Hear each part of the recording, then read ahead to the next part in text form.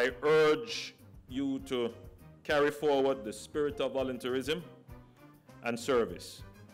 Allow it to become part of everything you do. We join Prime Minister Andrew Holness's call. Make every day a Labour Day. This Labour Day, we urge you to participate in the building of ramps and rails, as well as beautifying our schools and health centres. We need all hands on deck as we work to increase all our citizens' access to public goods. I'm Adrian Atkinson. Your favourite magazine programme starts right now.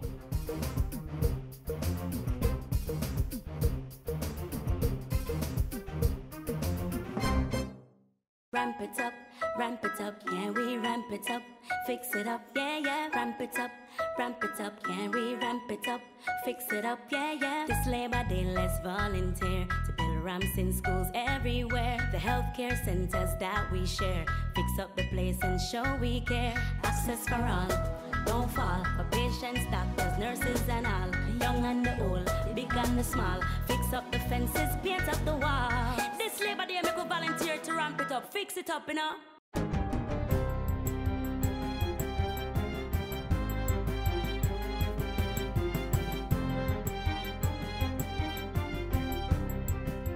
Good day, I'm Stephen McHugh and this is your JIS News for Monday, May 21. Ground has been broken for the construction of 2 high-dependency units at the St. Anne's Bay Hospital. The work is being done as part of the Program for the Reduction of Maternal and Child Mortality, PROMAC. It's receiving funding support from the European Union with oversight from the Planning Institute of Jamaica, PIOJ. This Program for the Reduction of Maternal and Child Mortality, PROMAC, is assisting Jamaicans, or mothers, and their attempts at giving healthy births here in Jamaica, and so far it is working. St. Anne's Bay is one of 5 hospitals to receive new high-dependency units, and this facility will be first to receive a unit for maternal and another for neonatal care. It's a holistic approach to supporting the infrastructure in that we're going to see critical equipment, ventilators, incubators, oxygen, head boxes, and all the critical infrastructure that supports the intellectual capacity. So we're getting a full-service facility. More children with disabilities will be able to find space at the Stimulation Plus Early Childhood Development Center in East Kingston after recent expansion works. The upgrading work, which was unveiled on Friday, includes 7 classrooms and bathrooms, administrative offices, a sick bay, physiotherapy room, caretaker cottage, and a specialized play area. The project received nearly $76 million in funding from the Inter-American Development Bank and was managed by the Jamaica Social Investment Fund. The most important thing we can do in today's Jamaica is setting our youth on the right path, right?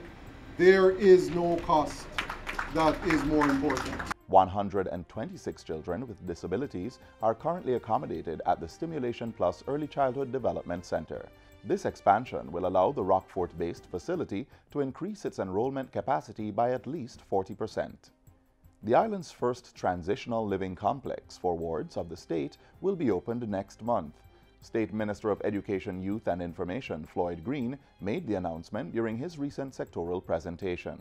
In June of this year, Mr. Speaker, we are set to open in Jamaica our first transitional living complex on Lady Musgrave Road, Mr. Speaker.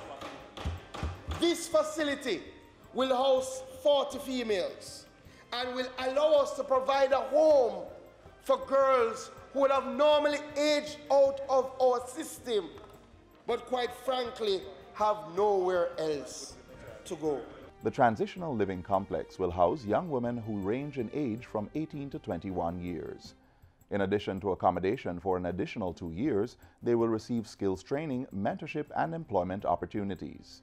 Minister Green says work will also begin later this fiscal year at Mona to refurbish a home that will house 12 young people, while construction will begin in Southfield to house 40 males. Assistant Commissioner of Police Elon Powell says there has been a 72% decrease in murders in St. James since the start of the state of public emergency on January 18. ACP Powell made the declaration at a stakeholders meeting in the parish recently. Pointing out that shootings have dropped by 54% from 61 to 28, he says the results are encouraging. The commander in charge of the operation also reports that 49 firearms, including 15 high-powered rifles, have been seized in addition to 2,000 rounds of ammunition. 201 persons have also been arrested and charged with various offenses. We are seeing a decrease in all major crimes, except for break-ins. The work has just started. I think we have to continue. We want to ensure that, we change people's attitude to law and order. That's how we're going to get a very safe community. ACP Powell says the security forces will continue to ensure that there are high levels of compliance with the laws even after the enhanced security measures, which has been extended until August 2. And finally, the public is being invited to participate in a series of consultations on proposed amendments to the Rent Restriction Act. The Ministry of Economic Growth and Job Creation is taking steps to implement the amendments to strengthen existing provisions. Senior Director of the Housing Policy, Research and Monitoring Branch of the Ministry, Paula Parks, says the consultations represent the first step in the process to amend the Act and address challenges in the rental industry. Because we need to get feedback as to what their opinions or recommendations are to see whether or not there's any particular issues that we did not address in our proposed amendments. So therefore, we are making an appeal that persons come out to the consultation sessions that we have planned going forward. The consultations, which began on May 15, will run until June 20. The next session will be held at the Harborview Primary School in St. Andrew on May 22, starting at 6 p.m. This will be followed by sessions in Montego Bay, Maypen, Mandeville, and St. Andrew. Following the consultations, a committee will be formed to review the recommendations. It is expected that drafting instructions will subsequently be issued to the Chief Parliamentary Council by the end of the year. And that's it for JIS News Today. I'm Stephen McHugh. Thanks for watching.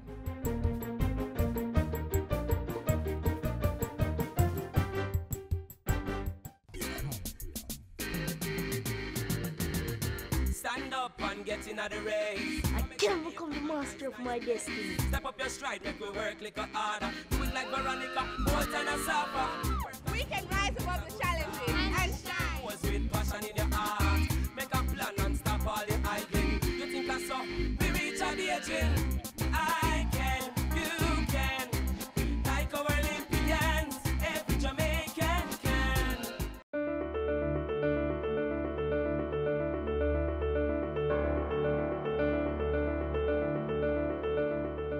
Lexley is preparing for another day at Jamaican Teas, where he works as assistant to the factory manager and the company's hazard analysis and critical control points coordinator. He is among the men and women who, despite their physical, mental, or social limitations and impairments, are learning to create value and purpose with the skills they have acquired. His life has been changed significantly because of the services provided by the Abilities Foundation. Life was sort of weird in many ways. A lot of wasting of time in terms of parties, but yet still wanted to achieve something, but the opportunity wasn't there. It was through a group of concerned parents, stakeholders, that their children who were disabled, after graduating high school, they had nowhere else to go. And they raised a telethon to raise funds to establish a skills training center. And through that, Abilities Foundation was born in October 1992. Abilities Foundation is a unique institution. It's the only institution in the Caribbean and in Jamaica that caters to all disabilities. The foundation was established to meet two primary objectives: increase the employability of persons with disabilities and teach good work ethics to young adults with disabilities to prepare them for integration into society. The training program that I was engaged in is office administration. Being at the Abilities Foundation and being a person with disabilities, basically you are comfortable because you are amongst persons with disabilities and their understanding of conditions. I learned that there. The courses offered through the Abilities Foundation seek to provide opportunities for full participation and equality. These programs open new skill areas and, whenever possible, are crafted within existing social, education, and labor trends. The foundation currently offers 5 training programs: housekeeping levels 1 and 2, furniture making, data operations levels 1 and 2, design and decor soft furnishing, horticulture and landscaping. What we do is that we give them an in-house test. If they are capable of passing it at 70%, we send them up to do what you call an assessment. The assessment is done by outside persons from Heart, and they do the assessment and finish the program, certified through Heart. If they are not capable, then they will give them what you call a unit competency. That unit competency is a document or paper showing that they are capable of doing these units. The foundation also provides a functional life skills curriculum which focuses on the students' transition to the workforce, as well as remedial English and mathematics, money awareness and management. I assist them with preparation of their resumes, their cover letters, searching for different employment opportunities. One of my major functions is to provide them with placement sites so that they can get job experience. For the past couple of years, we have been with the NYS, and we recognize that that's a summer program, but we recognize that after they are placed in the summer program, it's easier for us to go back to those places to get permanent placement for them because they see what they can do and not their disability. The foundation has been able to extend its reach and service offerings through grant funding from the Japanese Policy Human Resources Development Grant Program. The grant was provided through the Ministry of Labour and Social Security's Social and Economic Inclusion Project for persons with disabilities. What this project endeavors to do is to build the capacity of the institution through professional development courses for the staff. A major component of this project is to assist the students with a training stipend, and it is targeted for those who are path beneficiaries. The project also provides them with a job placement officer and a job coach. So when we place them on jobs, we also give them a coach to mentor and help them throughout the process. The foundation continues to open doors for persons with disabilities and equip them with the requisite skills and knowledge to become productive Jamaican citizens. The Abilities Foundation, creating opportunities for the exceptional.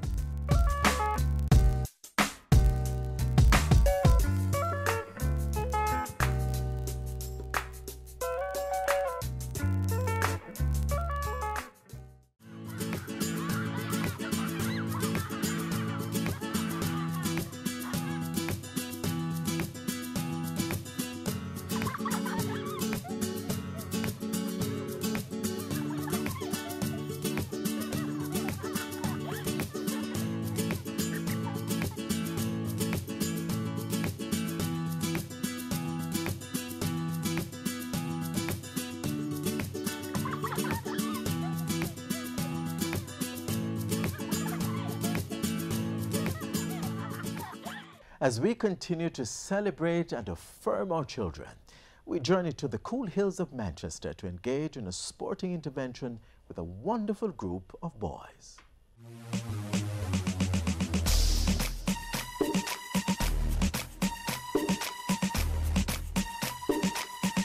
The heavens approved and the weather was good for a fun-filled day. Staff members of the JIS, family members and friends were making the usual visit to the Mount Olivet Home for Boys in Manchester for their annual sports day.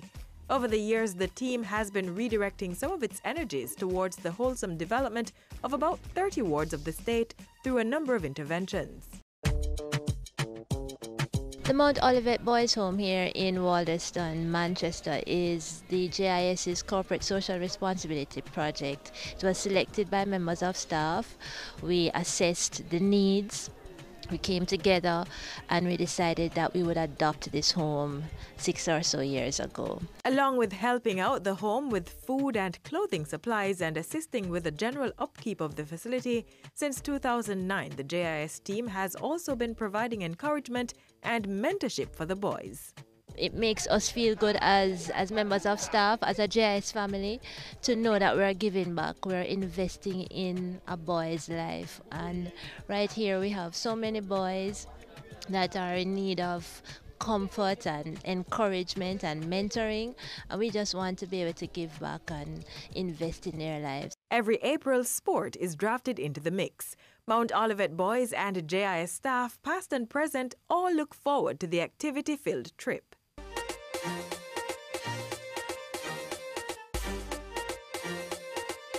On the modern play areas, created courtesy of Johan Blake's charity, they gather.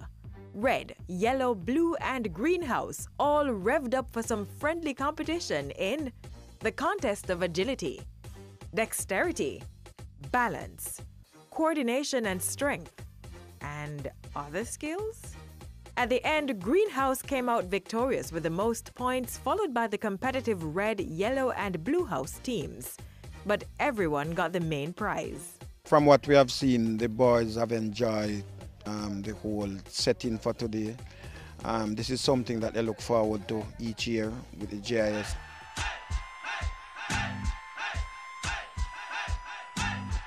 The JIS Mount Olivet Sports Day was not complete without the cake and cheers for those who celebrated their birthdays since our last trip, specifically the January, February, March and April people.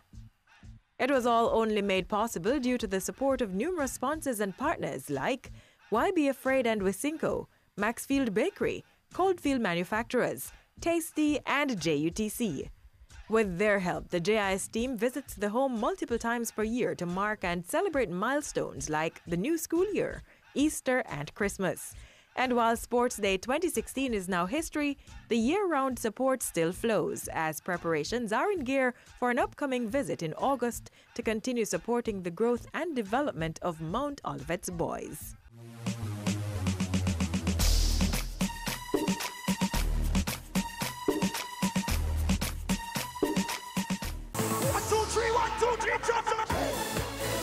Emancipation Park comes alive this Labor Day, Wednesday, May 23, with the Labor Day Gospel Concert. It will be a soul-stirring, foot-stomping praise and worship evening with Sister Pat, Kukudu, Jermaine Edwards, Cheryl Franklin, Kevin Downswood, and many more. MC Markland Action Edwards. So when the work is done, come have some fun. Labor Day Gospel Concert, May 23, Emancipation Park, 6:30 p.m. Don't miss it. This is the Aedes aegypti mosquito that spreads the Zika, chikungunya, and dengue viruses.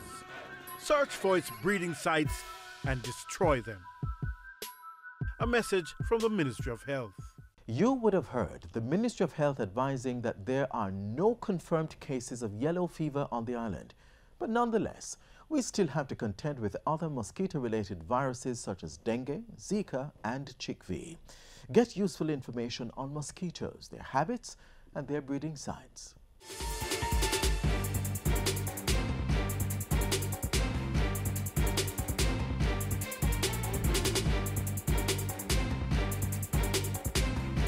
Mosquitoes are undoubtedly annoying, with their irritating sound and stinging bites. But there are more compelling reasons we'd rather not have them around. Several species are carriers of diseases and a threat to human health. Of most significance to Jamaica is the Aedes aegypti mosquito, known to transmit dengue fever, chikungunya, yellow fever, and the Zika virus. Only female mosquitoes bite, doing so to get the blood they need for egg production. And therefore, only female mosquitoes transmit these viruses. The Aedes aegypti mosquito is what we call a timid feeder. So she's easily disturbed when feeding. It means that in one night, she may feed on several persons before she takes her complete blood meal. Each time she feeds, she secretes that substance. And in the secretion of the substance, the pathogen is passed on. So in one night, one female Aedes aegypti mosquito is able to infect more than one person. The female Aedes aegypti mosquito is a prolific breeder. One female Aedes aegypti mosquito is able to lay up to 200 eggs each time she lays her eggs. So one mosquito can populate an entire area. The lifespan of the mosquito is around 3 weeks, and the entire cycle from egg to adult can occur in as little as 7 to 8 days. Female mosquitoes are ready to mate within a few hours after reaching their adult stage, and males are usually ready within 24 hours. This mosquito prefers cleaner waters. For the female mosquitoes, she will lay her eggs in water, and for the Aedes, it will be water which is in and around the household.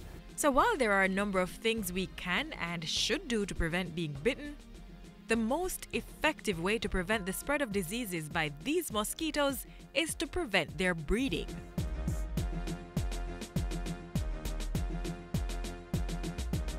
The Aedes aegypti mosquito is a mosquito that breeds in a containerized environment. They do not breed in rivers and drains, but they breed in containers that can be found in and around where persons dwell. So come with us and let us show you some of those breeding sites. This is a typical dish drainer that we find in most homes. And under most dish drainer is a tray that collects the water that comes off the dishes. And believe it or not, we have found breeding in several homes in these dish drainers. Yes. You can see that we have water that has settled. If this water does not evaporate quickly, it can lend itself to the breeding of the Aedes aegypti mosquito. So you not only have to empty the dish drainer, but you have to scrub to remove those eggs. This is the typical saucer that we will find under a plant. The rain has recently fallen, it has collected water, and right now it is steaming with the Aedes aegypti mosquito. Do you have some of these in your home? Aedes aegypti prefers water that is a little bit on the cleaner side, and it's found in a shaded environment. So what should we do with something like this? It's quite simple. You need to throw away the water.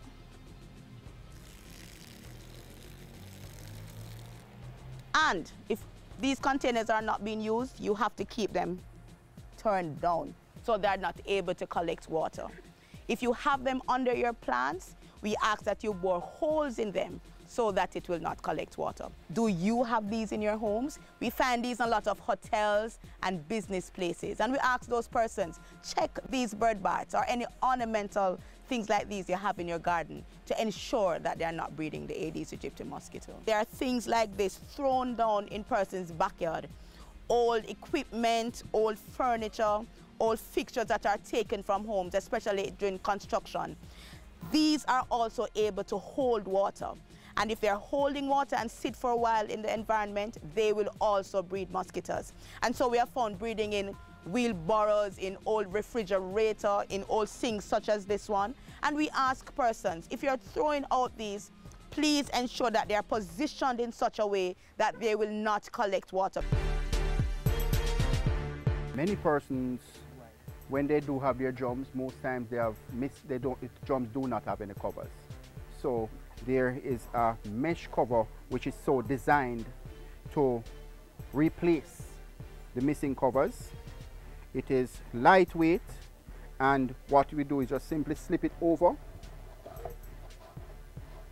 and the mesh is so designed mosquitoes will not be able to go through this mesh to get to the water. So this is the ideal way. One of the benefits also of this mesh is that even when rain does fall, water will go right through it. This is a typical example where this we have is a plastic drum, and we have a metal cover here which is not designed for this. Whilst in some practice the intent is good, there may be occasions in which it does not fit or sit properly, and as a result you still have openings where mosquitoes can go right through and breed. The mosquito is breeding right there in some very small places right around where you live. What is the habit we want you to develop? Once every week, search for and destroy the breeding sites of the Aedes aegypti mosquito.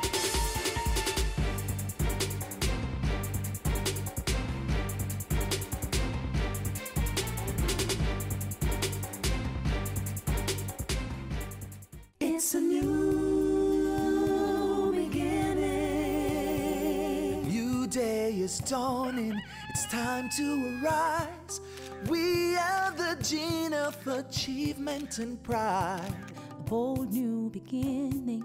Time for action. We have the spirit to fight on. This This is Jamaica, this is our land.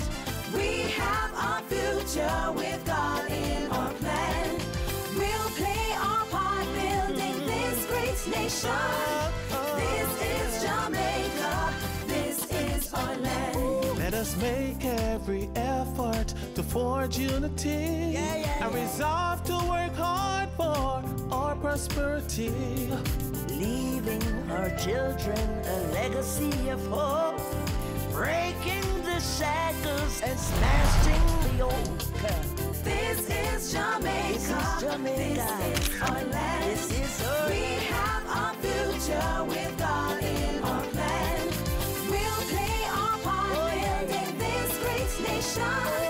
This is Jamaica, this Let me hear the children say, This is Jamaica, this is our land. We have our future with God in our plan. We'll play our part building this great nation. This is Jamaica. Come on, everybody, let's sing. This is Jamaica, this is our land. We have our future with God in our plan. We'll play our part building this great nation. This is Jamaica, this is our land. Jamaica, together we can.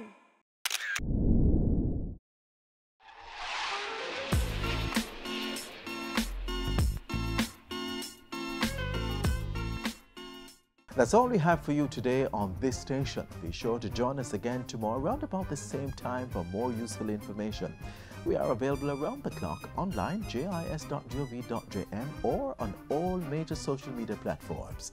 There's also our mobile app that's iOS and Android compatible. On behalf of the entire team here at the JIS, I'm Adrian Atkinson. Pleasant viewing.